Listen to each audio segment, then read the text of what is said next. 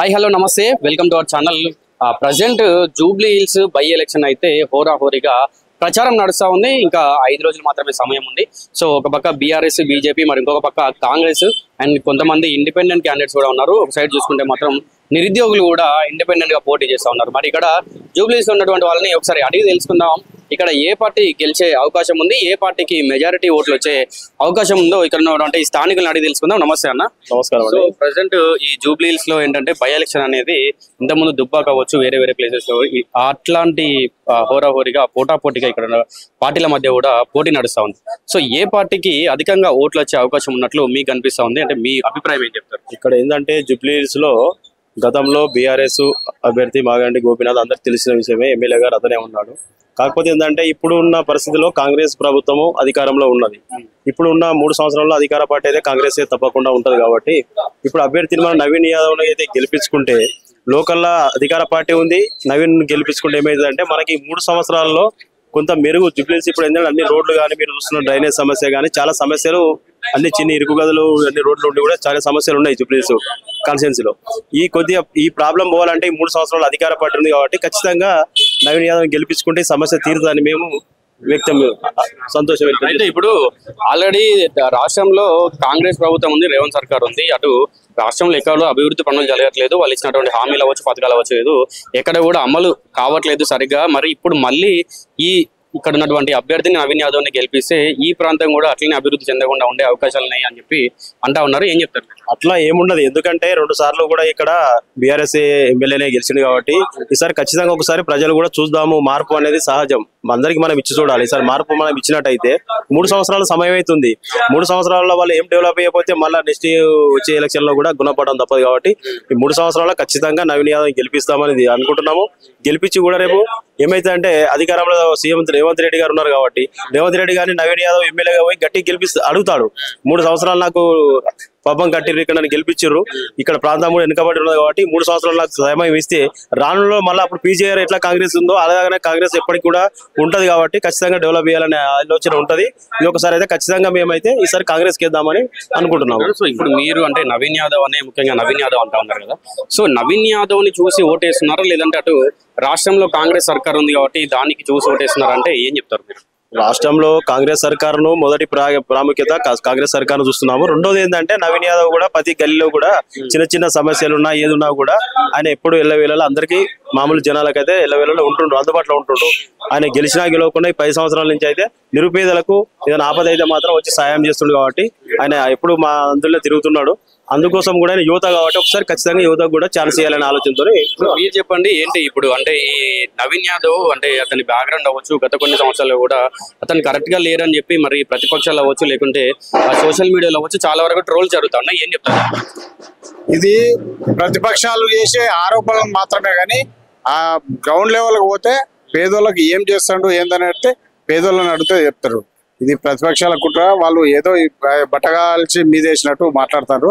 అది కరెక్ట్ కాదు. నవీన్ యాదవ్ అన్న ఖచ్చితంగా ఈ ప్రాంతానికి మంచి చేస్తాడు, అన్ని విధాలా కూడా ఆదుకుంటాడు, పేదోళ్లకు ఖచ్చితంగా అండగా ఉంటాడు అనే భావనతోటే నవీన్ యాదవ్ కి మేము ఓటేద్దామని అందరం. అంటే ఇప్పటికీ కాంగ్రెస్ పైన ఏంటంటే చాలా వరకు నెగిటివిటీ ఉంది. రేవంత్ రెడ్డిని ఏంటంటే తెలంగాణ పాలకుడు గారు ఆంధ్ర సీఎం చేతిలో బొమ్మ, ఆయన ఎట్లా చెప్తారో అట్లా నడుస్తా ఉన్నాడు. మొన్న రేవంత్ రెడ్డి అమీర్పేటలో కూడా ఒక మాట ఇచ్చాడు, ఎన్టీఆర్ ది విగ్రహం మనం పెట్టుకుందాము, అందుకోసం అని అతన్ని మళ్ళీ మీరు ఆంధ్రాలో ఉండాల్సిన సీఎం ఇక్కడ కాదని చెప్పి కూడా అంటా ఉన్నారు. సో మరి ఎట్లాంటి పార్టీ నుండి పోటీ చేస్తున్నటువంటి నవీన్ యాదవ్ ని గెలిపించాలని మీరు అంటా ఉన్నారు. సో ఏంటి దీని గురించి ఏం చెప్తారు? ఇప్పుడు రేవంత్ రెడ్డి అక్కడ అంటారు ఆంధ్రోలతోటే పాలన చేస్తుండ అనేది తప్పు. ఎందుకంటే మనం చూస్తాం సన్న బియ్యం ఇచ్చిండు, ఇప్పుడు మనకు ఉచిత కరెంటు 200 యూనిట్లు, మళ్ళా రైతు రుణమాఫీ చేసిండు, ఇప్పుడు రైతు బంధు కూడా చేసిండు, ఇవన్నీ ఇచ్చిండు, ఫ్రీ బస్సు ఇవన్నీ ఇచ్చిండు. కాబట్టి అది ప్రతిపక్షాలు చేసే, అది ప్రతిపక్షాలే ఆరోపణలు చేస్తాను తప్ప ప్రజలు ఎవ్వరు కూడా అట్లాంటి పరిస్థితి లేరు. ప్రతి ఒక్కరు రేవంత్ సర్కార్కు జయగొడుతారు. ఇంకోటి ఏంటంటే 10 ఏళ్ళు చేసిన బీఆర్ఎస్ పార్టీ ఎక్కడ ఏం చేసిందో అందరం చూస్తున్నాం. ఎందుకంటే ఆ నలుగురే బాగుపడ్డది, ఏంటంటే ఆ నలుగురు బాగుపడ్డారు. కాబట్టి ఇది ఖచ్చితంగా బీఆర్ఎస్ కు గుణపాఠం. ఈ జూబ్లీ హిల్స్ ఈ ఉప ఎన్నిక ఖచ్చితంగా నవీన్ యాదవ్ గెలుస్తాడు. బీఆర్ఎస్ కు గుణపడడం అయితే అది ఇక్కడ ఇంకా బీఆర్ఎస్ అయిపోయింది. బీఆర్ఎస్ పని బీజేపీలో విలీనం అవుతుంది. అందుకే కేసీఆర్ ఫామ్ హౌస్ లోకి వచ్చి బయటకు వస్తలేడు. దాంతో ఇంకా మనం చెప్పి ఏదో కేటీఆర్ నేను ఇది చేసిన నేను అది చేసిన అంటారు. ఇప్పుడు 10 ఏళ్ళు చేసినావు, జూబ్లీస్ ఏం చేసినావు? మరి నువ్వు ఏం చేయలే కదా. కేటీఆర్ మున్సిపల్ మంత్రి ఉన్నాడు. అసలుంటప్పుడు ఎందుకు చేయలే ఈ జూబ్లీస్? ఇప్పుడు ఎందుకు మాకంటే ఆయన ఇప్పుడు పోయిన ఎమ్మెల్యే ఆయన 10 ఏళ్ళు గవర్నమెంట్ లో ఉన్నాడు కదా. ఆ గవర్నమెంట్ ఉన్నప్పుడు ఎందుకు చేయలే ఇక్కడ? ఇప్పుడు మేము చేస్తామని ఎట్లా అంటారు? అది కాని ముచ్చట. ఎందుకంటే ఇప్పటికే ప్రజలకు అందరికి అర్థమైపోయింది బీఆర్ఎస్ పరిస్థితి ఏంది, బీఆర్ఎస్ ఏ భూస్థాపితం అయితే అని కూడా. ప్రజలు ఎవరిని నమ్మాలంటారు? అంటే మరి ఇటు ఒక పక్క చూసుకుంటే బీఆర్ఎస్ ఆల్రెడీ 10 సంవత్సరాలు ఉంది, దానిపై నమ్మకం లేదు అంతంత మాత్రమే అంటా ఉన్నారు. మరి ఇటు చూసుకుంటే ఈ కాంగ్రెస్ ప్రభుత్వం వచ్చి 2 సంవత్సరాలు అయింది, ఇటు కూడా అంతంత మాత్రమే ఉందని జనాలే అంటా ఉన్నారు. సో మరి ఎవరిని నమ్మితే మంచిది అంటారు? ఎందుకంటే ఇప్పుడు 10 ఏళ్ళు చేసింది, 10 ఏళ్ళు నీటి మీద ఎంత తిన్నారో, కాళేశ్వరం మీద ఎంత తిన్నారో అందరికి ప్రజలకు అంతా తెలుసు. మనకు ఇప్పుడు కాంగ్రెస్ గవర్నమెంట్ వచ్చి 2 ఏళ్ళు అవుతుంది. 2 ఏళ్ళు కూడా కాలే ఇంకా. ఆ 2 ఏళ్ళు ఇంకొక నెల అయితే 2 ఏళ్ళు అవుతుంది. ఆ 2 ఏళ్ళకే ఇప్పుడు ఏం చేయాలి అనేది తప్పు ముచ్చట. 10 ఏళ్ళు ఏం తిన్నారు అనేది ప్రజలకందరికీ మన రేవంత్ రెడ్డి మొత్తం చెప్తాడు, క్లుప్తంగా చెప్తాడు. ప్రతి విషయం ఎంతెంత ఎన్ని వేల కోట్లు తిన్నారు, ఎన్ని లక్షల కోట్లు. మన తెలంగాణ వచ్చినప్పుడు 1,00,000 చిల్లరతోటి మనకు అదనంగా ఉండే మనం ఏ భారం లేకుండా మనం పంచుకున్నప్పుడు, తెలంగాణ ఆంధ్ర విడిపోయినప్పుడు మనకు 1,00,000 చిల్లరతోటి మన బడ్జెట్ లో ఉన్నాం, మనం మిగులు బడ్జెట్ లో ఉన్నాం. అసలు 7 లక్షల కోట్లతోటి అంతా స్కామ్ చేసిన బాబతి బీఆర్ఎస్. కాబట్టి బీఆర్ఎస్ ఎవ్వరు నమ్మరు. కేటీఆర్ ఎక్కడనో ఇది ముచ్చట చెప్పి అది ముచ్చట చెప్పి అది చేస్తుట్లా అది తప్పు. ఎందుకంటే వాళ్ళ పుట్టుకతోటి వచ్చినది కాబట్టి ఆ మాటలు అది అంతే ఉంటుంది. అది అందుకే కేటీఆర్ ఎవ్వరు కూడా నమ్మరు. ఖచ్చితంగా నవీన్ యాదవ్ గెలుతాడు. జూబ్లీహిల్స్ ఉప ఎన్నికల కాంగ్రెస్ జెండా ఎగురుతుంది. చెప్పండి. ఈ జూబ్లీహిల్స్ బై ఎలక్షన్స్ వస్తున్నాయి కదా, ఎవరు గెలిచే ఛాన్స్ ఉన్నాయి? మీ సపోర్ట్ ఎవరికి ఉంటారు? మా సపోర్ట్ అయితే టీఆర్ఎస్ కే ఉంటది. ఉంటది. ఎందుకన్నా మరి గోపీనాథ్ మీకు అభివృద్ధి చేశాడా, లేదంటే బీఆర్ఎస్ మీద అభిమానంతో? బీఆర్ఎస్ మీద అభిమానంతో. ఎట్లా ఉంటుండే అన్న మరి 10 సంవత్సరాలు బీఆర్ఎస్ ఎమ్మెల్యే ఉన్నాడు? బెటరే అన్న, అంతే బెటరే. మొత్తం ఏం ప్రాబ్లం ఉన్నా రెస్పాండ్ అవుతుంది. ఇప్పుడు ఏంటంటే కాంగ్రెస్ ఇన్వెస్ట్మెంట్ ఎక్కువ చేసింది, చాలా పవర్ లో ఇప్పుడు ఉంది. కాంగ్రెస్ రావచ్చు, లేకిన్ ఎందుకంటే మా ఓటు అయితే బీఆర్ఎస్. ఇప్పుడు ఈ ప్రచారంలో ఇన్వెస్ట్మెంట్ ఎక్కువ చేసి ప్రచారం చేస్తుంది అంటున్నారు కాంగ్రెస్ ప్రభుత్వం. మరి అంటే ఈ ఓట్లు కూడా కొనుక్కునే ఛాన్స్ ఉంది కాంగ్రెస్ కి.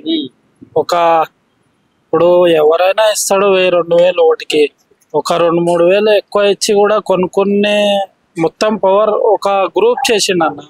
స్ప్రెడ్ ఎక్కువ ఉంది, కాంగ్రెస్ ది స్ప్రెడ్ ఎక్కువ ఉంది. గల్లీకి ఒక లీడర్ ని పట్టాడు.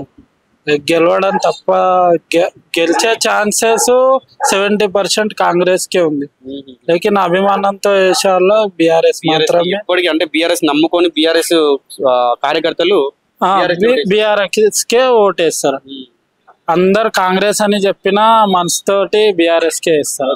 అంటే చెప్పడం మాత్రం కాంగ్రెస్ చెప్పినా ఎవరు వాళ్ళ మనసాక్షికి అందరు అభివృద్ధి చెందిన వాళ్ళు మాత్రం బీఆర్ఎస్ కే వేస్తారు.